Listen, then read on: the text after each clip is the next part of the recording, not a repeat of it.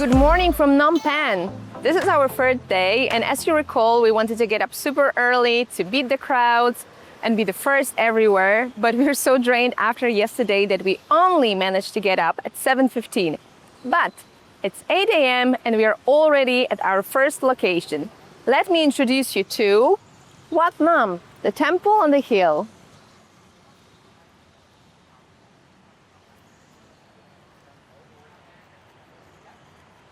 We came to this place first, and for a reason. The very temple we are standing in front of relates to the origin of the name of the city. Phnom Penh actually means Penh's hill, and Pen was a wealthy widow that lived in 14th century. And one day she was walking along the Mekong River, and the legend has it that she found 4 bronze statues of Buddha and 1 stone statue of Shiva, and she decided that she needed to build a temple to host those little figurines. So she collected neighbors, and they erected a 27-meter hill that we are standing on right now. As you can imagine, this entire area is quite flat. We are close to the river. So they built the hill to build the temple on top of it and put the figurines that she found in there. And for a very long time, this temple was called the Temple on a Hill built by Pen. And if you put this together and shorten it, it becomes Penh's Hill. And this gave the name to this place and then to the city.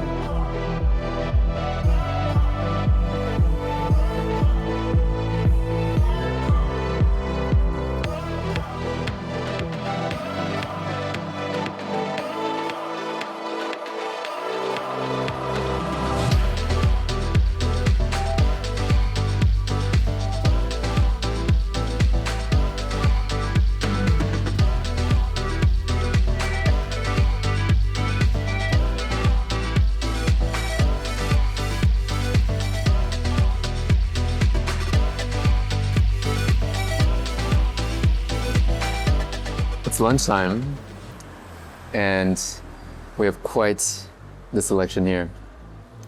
First we have vegetarian curry.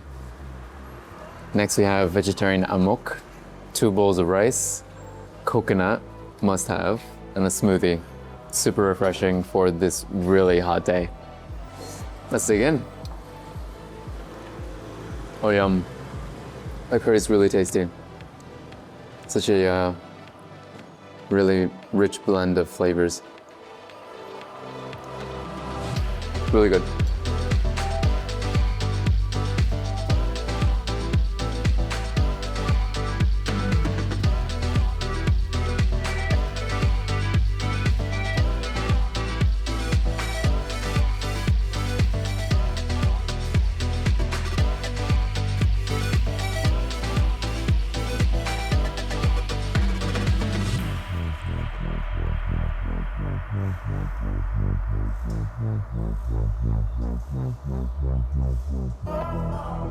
Time for the afternoon activity.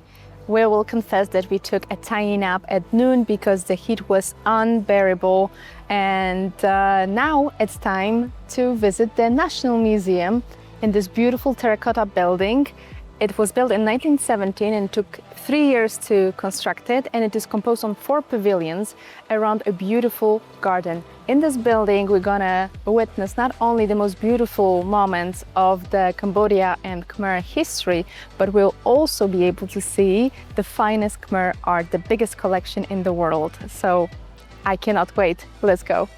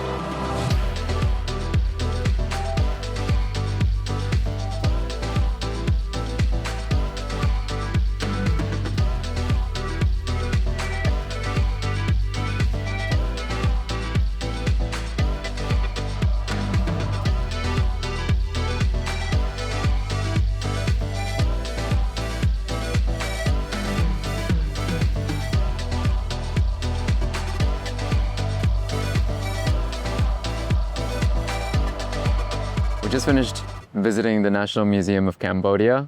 And in it, we saw pre-Angkorian art to Khmer arts, plenty of statues on Shiva, Ganesha, Vishnu, and a lot more. And I think my favorite part was learning about how the language, the Khmer language, old Khmer language, shifted from Sanskrit to Khmer, so that there's some influence there, as well as the shutters that you'll see in one of the rooms. They're really nicely detailed and painted. Really cool to see. Which links beautifully to the building itself. It's really beautiful. It's kept in the traditional architectural style of Khmer, and you have these pavilions that you walk through, and the garden is really stunning. The sun was already setting, so it was a beautiful scenery to take pictures and also just admire in silence. There are little fountains, so it's a very, very nice place to visit. And some of what we found a little confusing was that there wasn't really much information written along the walls as you walk through the museum. Maybe if we had picked up an audio guide, that would have helped, but it would have been really nice to have that storytelling along the way. So we didn't really learn much about the history of Cambodia, and we could hear the tour guides in different languages, including French that we speak a little bit. And the guides were not providing a lot of information either. So they were just describing the different artifacts and moving from one room to another. So unfortunately, we really hoped to learn a lot more, and we didn't. And comparing this to the price of the ticket, which was $10, one of the most expensive attractions that we did in Southeast Asia, in general Cambodia, we found it quite expensive. So the quality price ratio is not really there.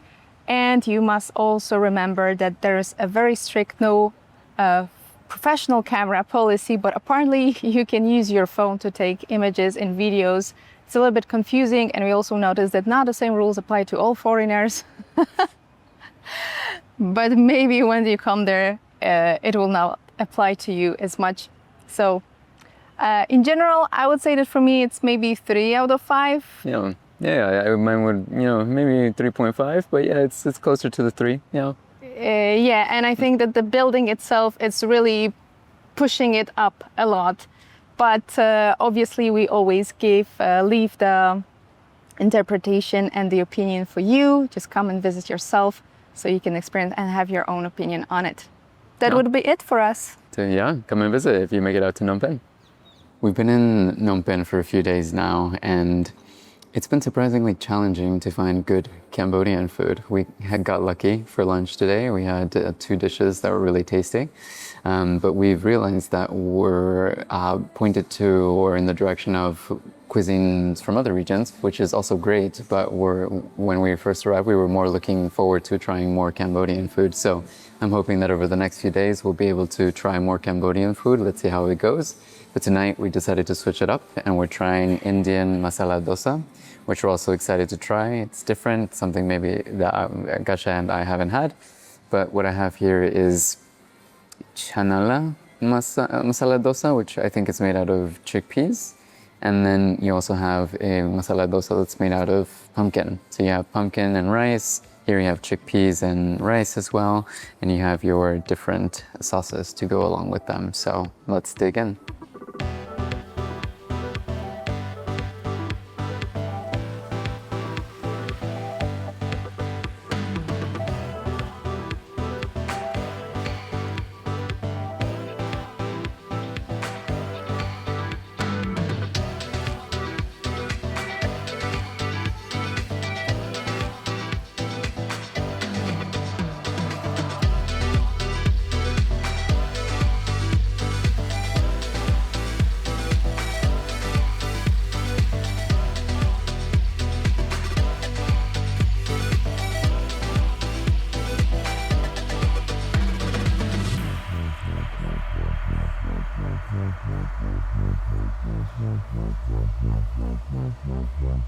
We're currently at Phnom Penh's night market.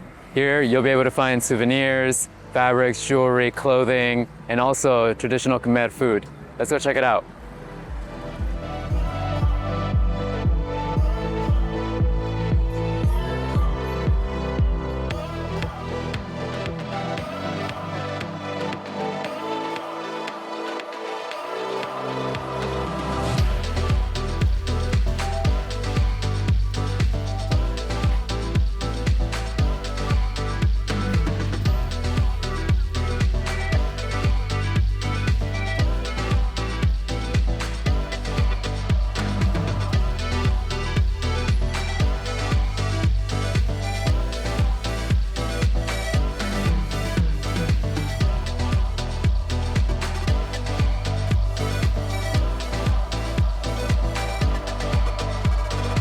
We realized that we forgot to tell you a little bit more about the temple today and give you our rating.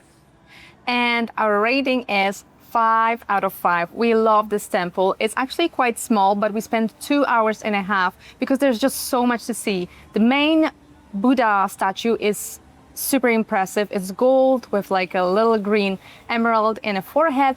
But then there are so many other statues to see and the wooden construction of the temple, which bring us to the frescoes in the interior. We looked it up and confirmed that the story that was being told in the frescoes is actually the Khmer version of the Ramayana. So that was really cool to see along the interior. Ramayana again. Nearly every single country that we visit, it's so cool to see different versions of it. Yeah. So this is our rating. Definitely check it out if you're in Phnom Penh. And that will be it for today. With this, we wish you good night and see you on the next one.